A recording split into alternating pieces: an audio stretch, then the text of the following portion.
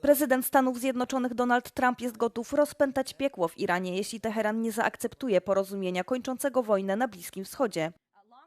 Komentarz rzeczniczki prasowej Caroline Levitt pojawił się po tym, jak Iran odrzucił w środę rano amerykański plan zawieszenia broni i przeprowadził kolejne ataki na Izrael oraz kraje Zatoki Perskiej.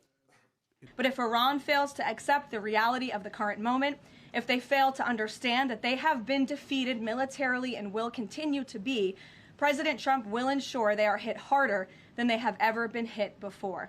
President Trump does not bluff and he is prepared to unleash hell. Levitt dodała jednak, że Stany Zjednoczone i Iran nadal prowadzą rozmowy pokojowe.